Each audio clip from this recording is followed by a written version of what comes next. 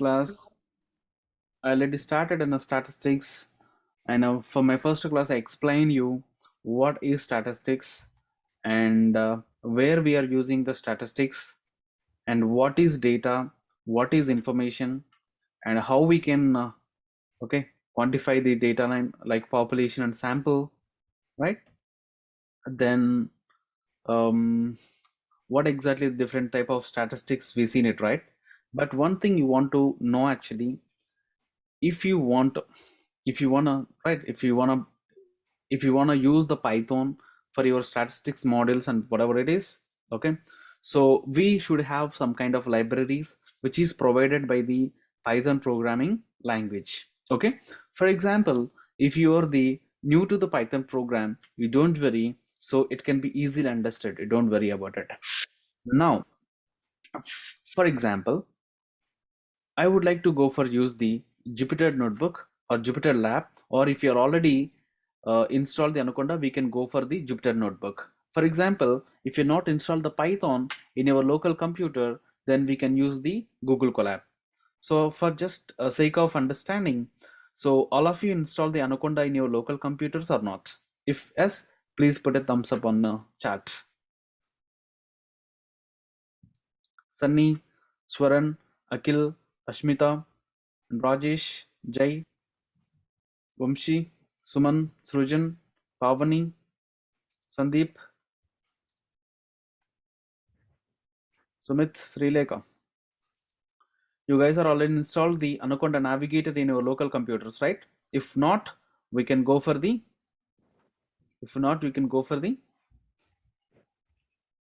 Google Colab. Google Colab, right? So just initially we'll go for the Google Colab. So basically, Google Colab will help you a lot when you are working with the machine learning algorithms and deep learning algorithm when the data is larger, okay?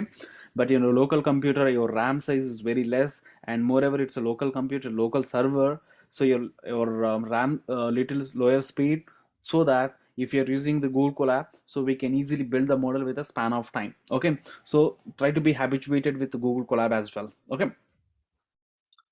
So let's go for the Google Colab. So why we need to go for the Google Colab in a statistics class? What is the importance of it? You know what?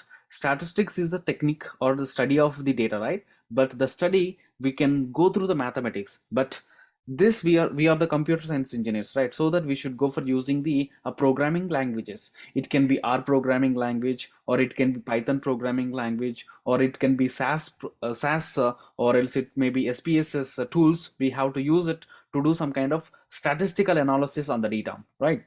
So I would like to go for using the Python. The reason is that most of the students are habituated with Python programming language.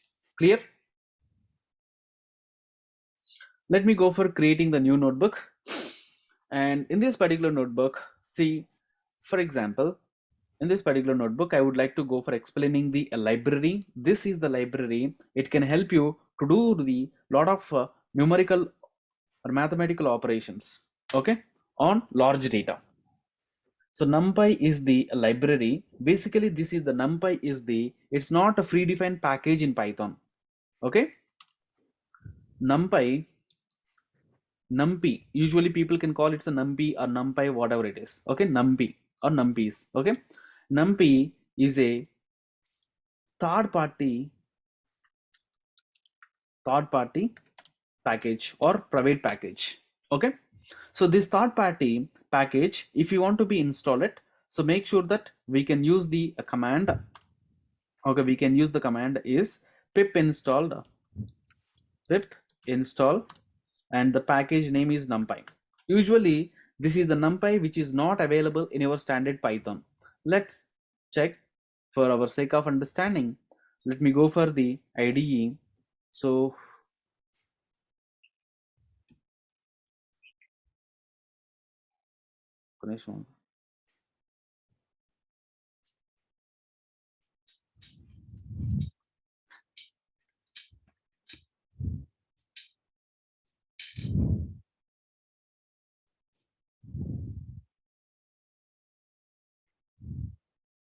okay, guys, first of all, in your local computer, actually I'm using my standard Python, right?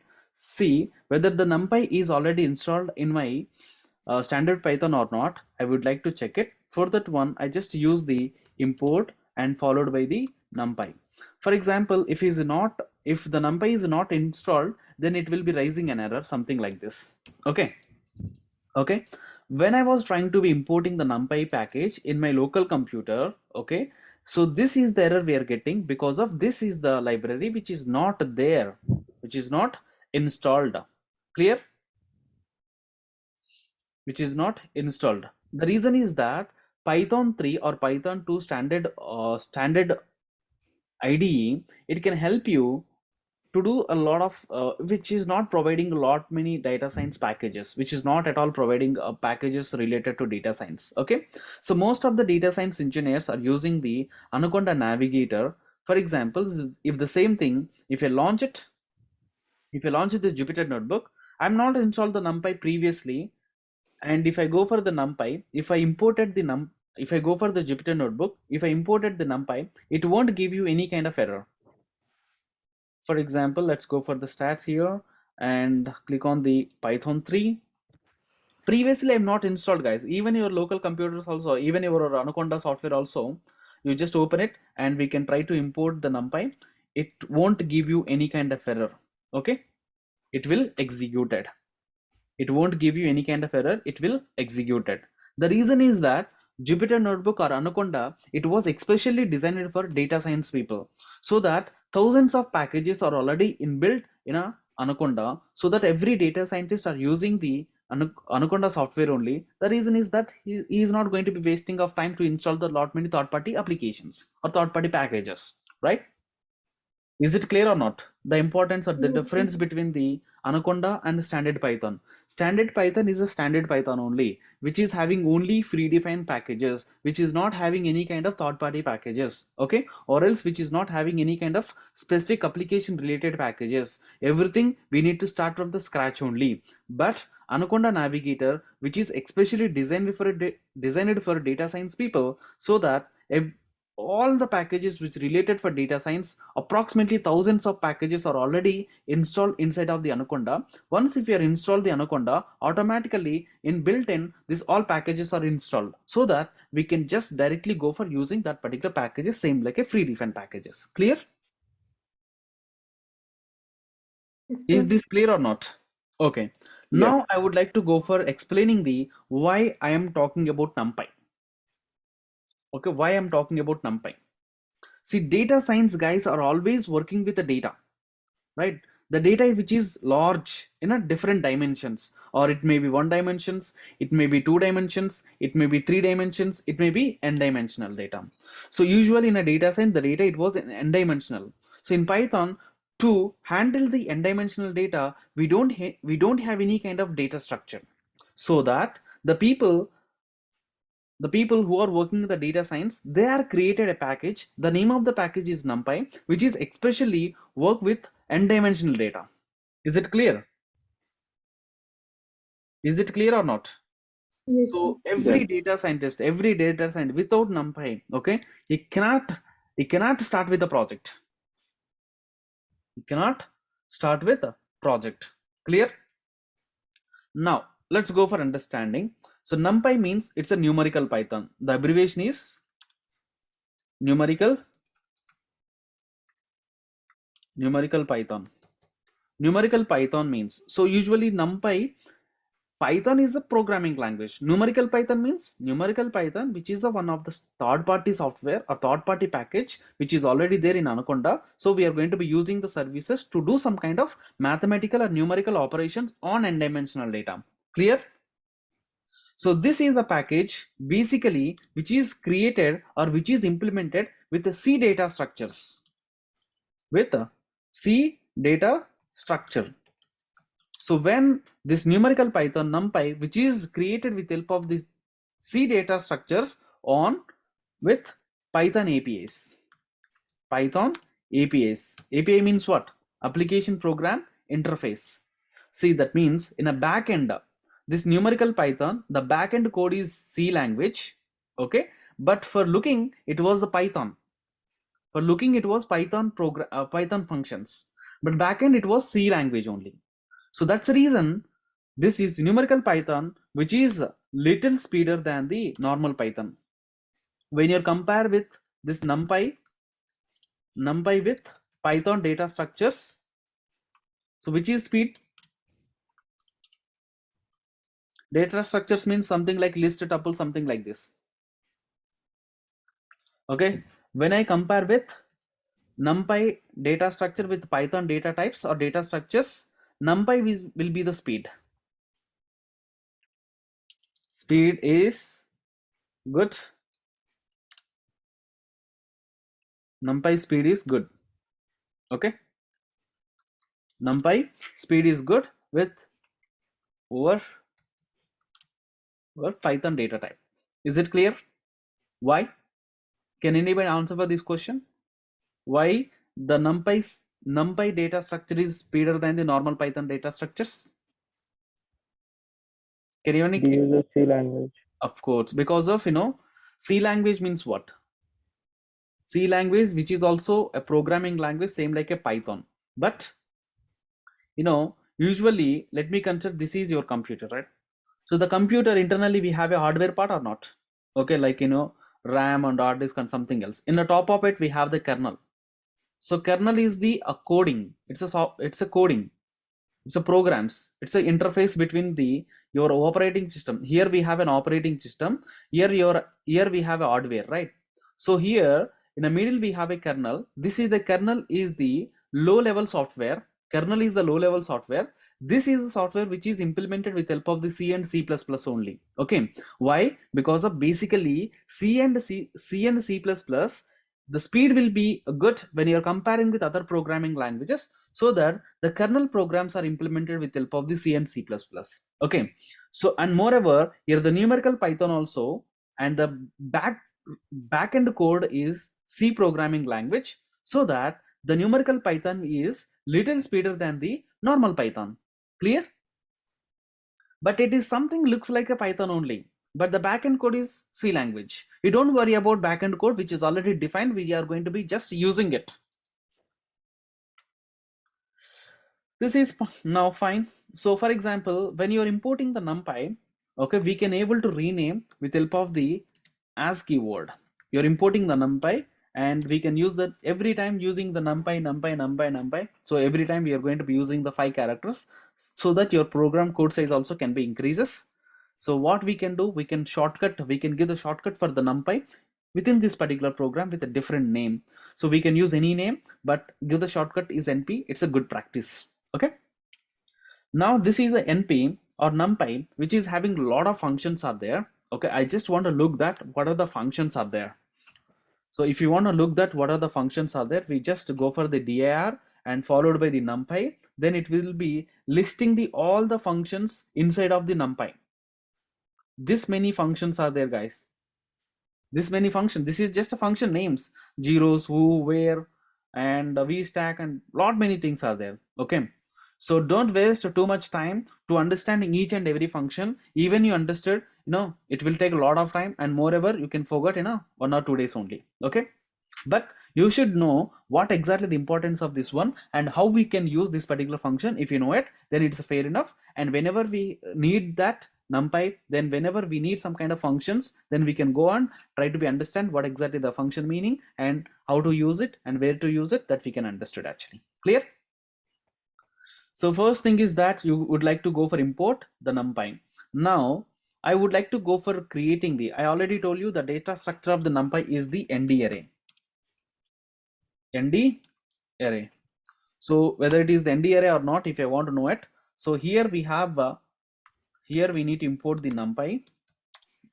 Here we need to go for import the NumPy as NP. So the NumPy, which is giving the array function. So here array is the function, whether it is array function is already defined inside of the NumPy or not, we can look for it. So here you have it. So where it is?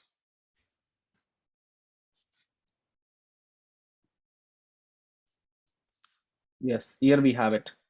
See, array is a function which is already available inside of the NumPy. So what exactly the array is doing, if you want to know it, first of all, we can go for the help function, help of np dot, we just go for the array, which is giving the document for that particular, only one particular array function. So this is the array function which will take the object, okay, it will take one particular data, and it was creating the one array. So array means what?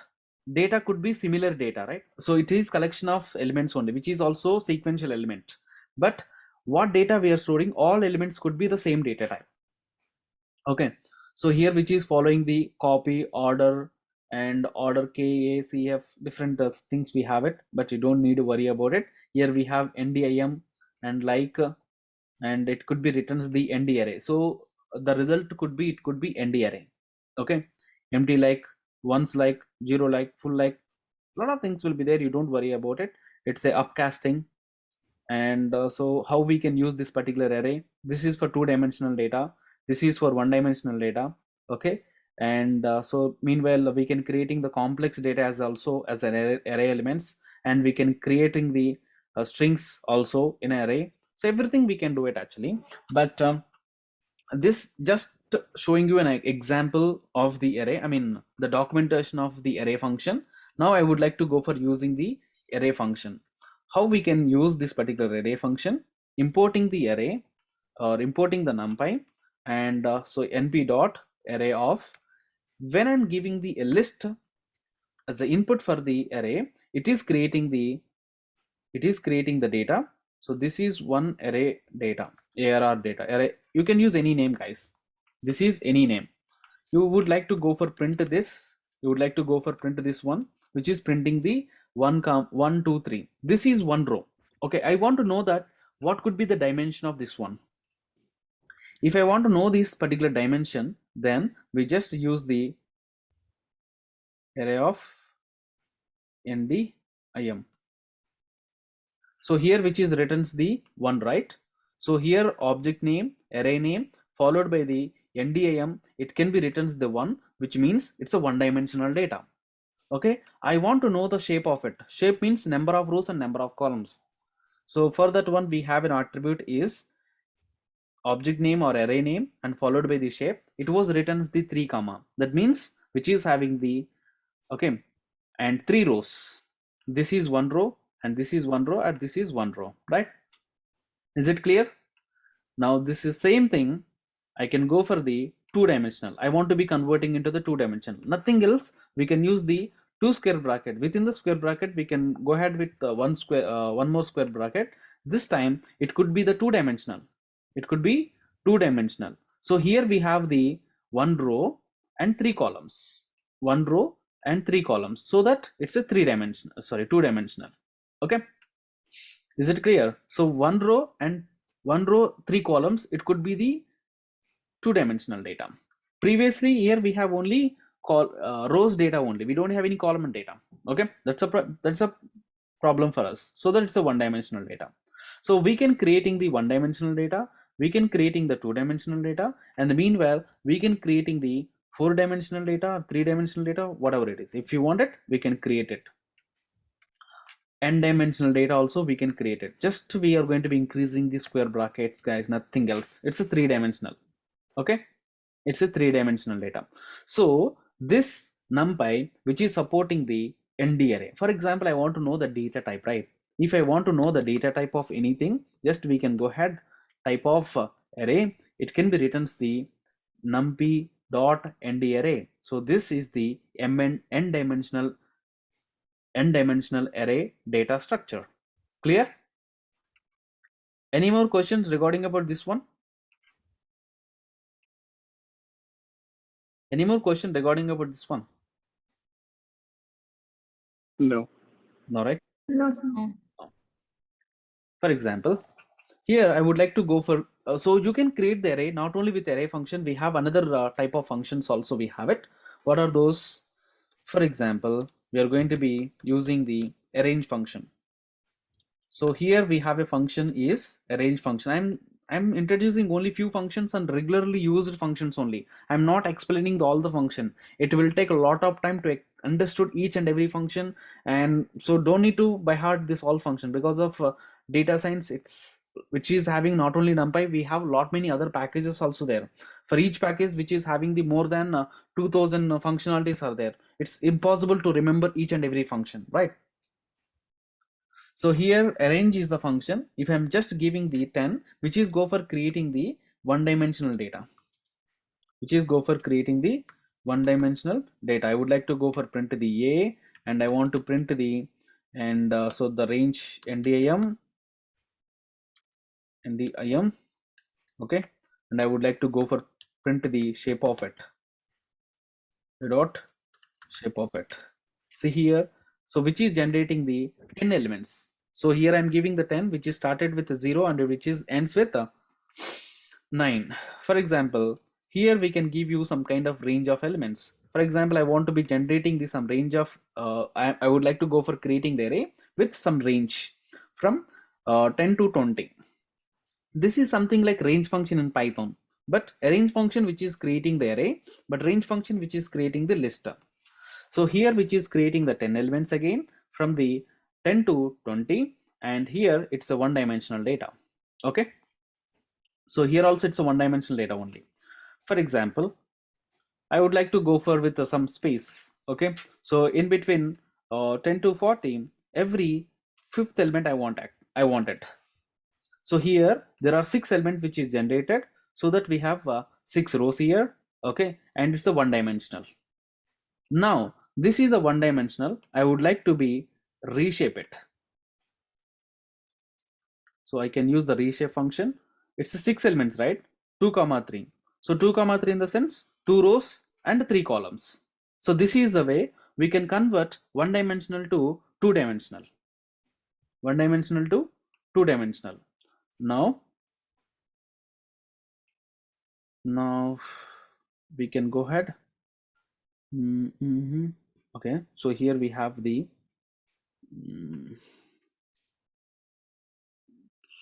for example 20. Okay, 10 to 20 we have the 10 elements, right? So 10 elements, right? If I'm giving the 2 comma 5, then it was the 2 rows and 5 columns. Okay, so this is the two dimensions only. Again, now what I can do, total 10 elements, right? 10 elements. Instead of 10 elements, we can go ahead with 18. Now we have the, oh sorry, it's a, we should give you the 4 here. Now it's a two-dimensional, right? Now I want to make it this one as the three-dimensional. So what I should do, 2 comma 2 comma 2. That means two matrices, one matrix which is having the 2 rows, each matrix which is having the 2 rows and 2 columns. Now this is the three-dimensional. So this is the way we can convert the one shape to another shape. Default the range function is the one-dimensional, that we are converting into the two-dimensional, meanwhile three-dimensional, meanwhile four-dimensional, again it could be n-dimensional. I hope you clear the importance of the range function and reshape function, ndim and shape. Is there any question as of now? And meanwhile array function also.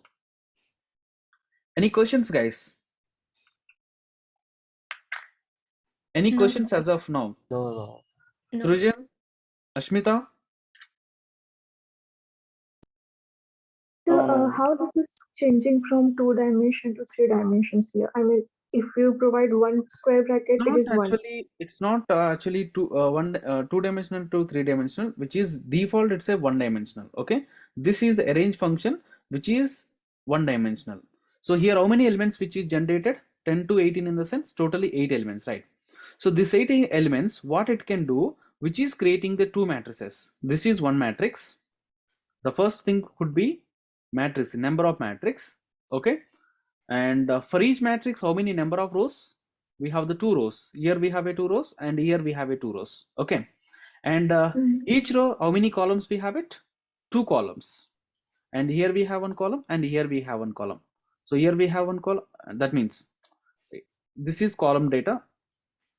Okay, so now how many elements we have it? Here we have the 4, and here we have the 4, and 4 plus 4, is it 8 or not?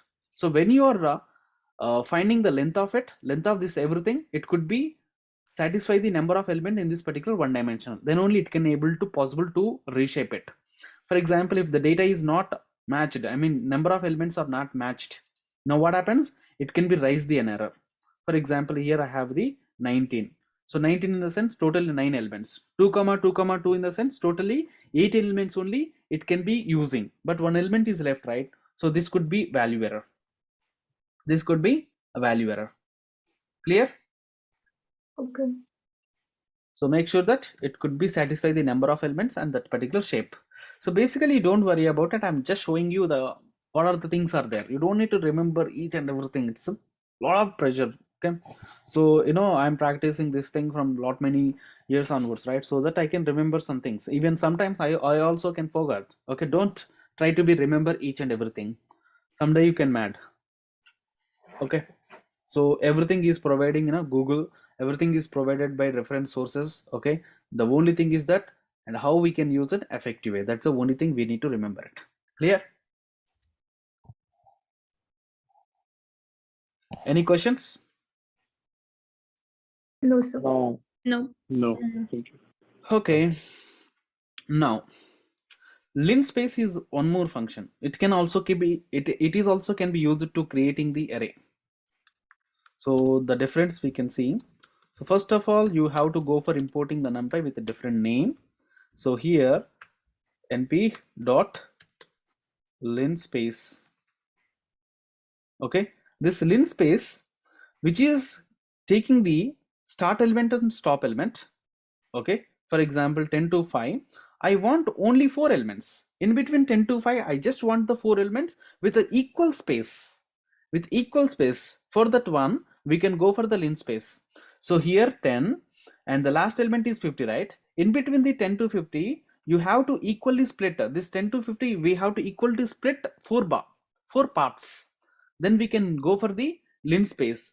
For example, same program, the starting range and the stop range, start and end, it could be the 10 and 50, but now I want the 10 elements, but the start range and stop range can be a 10 and 50 only, but total number of elements now it's a 10 elements. Is it clear?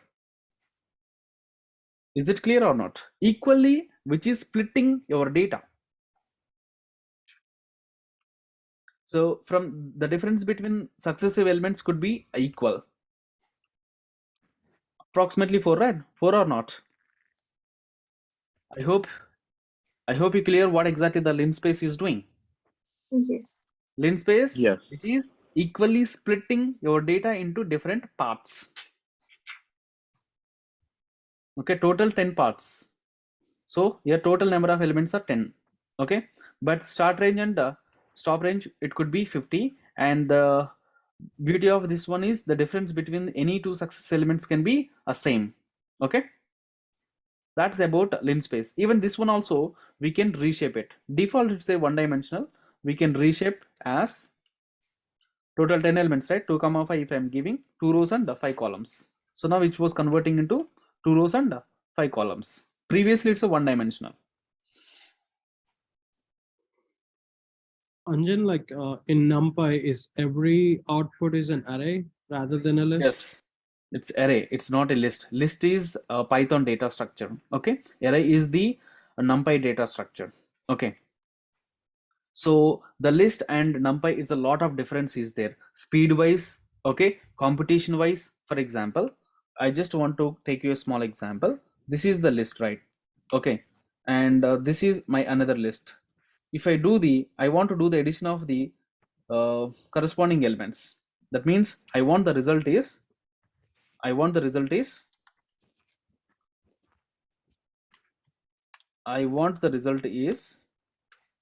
5 comma, okay, 7 comma 10. See, if I use the list, is it possible?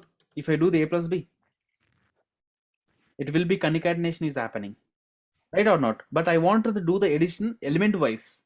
So in case of list, which is not possible, by the time what I should do, we have to go for the for loop, right? We can take this C is my, I just want to do that a plus b, but the same thing I converting into the array, np.array, now which is an array. When it is an array, then if I do the okay, getting the 5 7 10 or not, same as n, but in list wise, with help of the list data type, I want to be performing this operation. Now what we should do,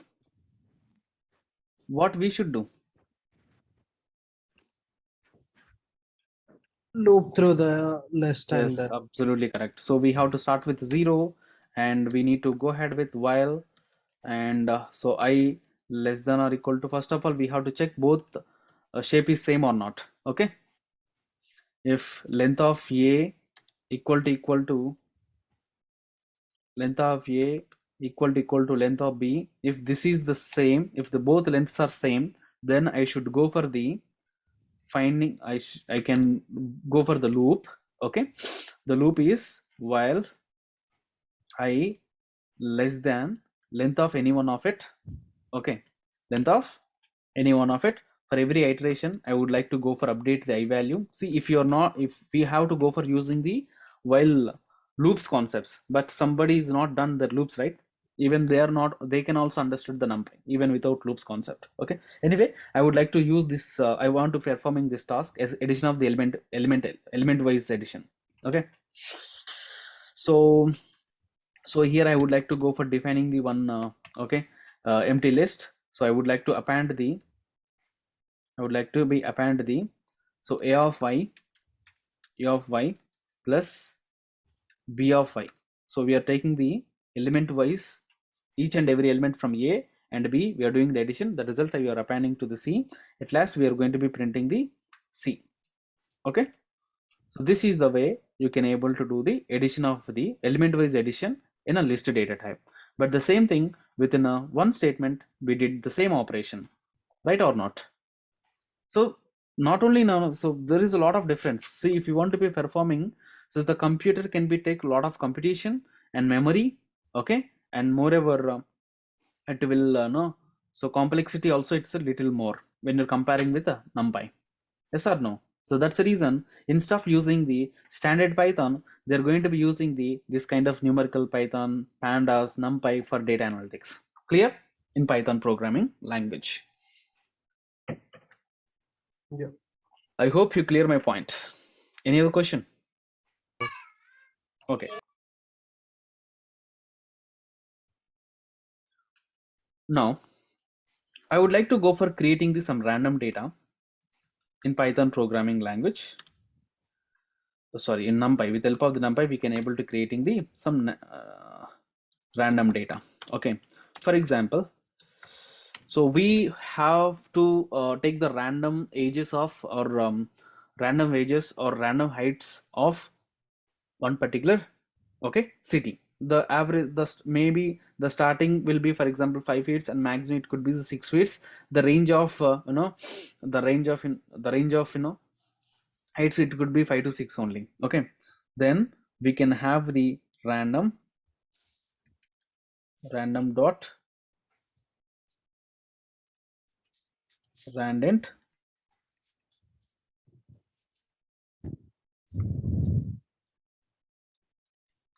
dot random.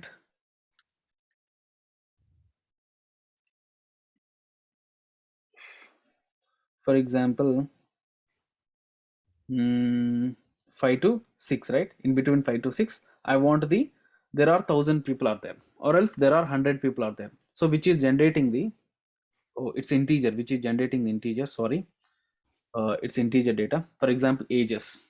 Okay, in between 18 to, so for example, in my class, the average, the minimum age, it could be 18 and maximum age is, for example, 45. So this range of people, so I would like to go for total number of strength, it could be, for example, 10. So it will be generating the 10 elements, it could be generating the 10 integer elements in between the 18 to 45. Okay, 18 to 45 range of people, randomly it can be selecting. If I run one more time, you'll be getting the different elements. If you run one more time, you'll be getting the different elements. But here it is not more than the 45, it is not less than the 18. So in between sorry, it's not greater than or equal to 45. Okay, it could be less than the 45 and it could be more than or equal to 18. Okay, so this is the way we can able to generating the random data. Okay, random integer data. So this kind of functions, it can help you, when you want to be generating some kind of random data, then this can be help you guys. Any questions regarding about this one? No, sir. Okay, so we have to learn a lot of things regarding about this particular numerical Python and other stuff, and so we can continue the numerical Python by tomorrow's session as well. Okay, and one thing I want to tell you guys, tomorrow also evening session, tomorrow is 8:30, right? 8:30. Okay, tomorrow 8:30. Yes, we have a session only statistics class by tomorrow. We don't have any Python session. I mean, old batch people, not for the new people. Okay, so Srujan and Ashmita, you guys are having the Python session, but Sunny batch, like Vamshi, Okay. you guys are not having the Python session. Okay. Okay, sir. Okay, bye, take care. Thank you. Thank you, sir.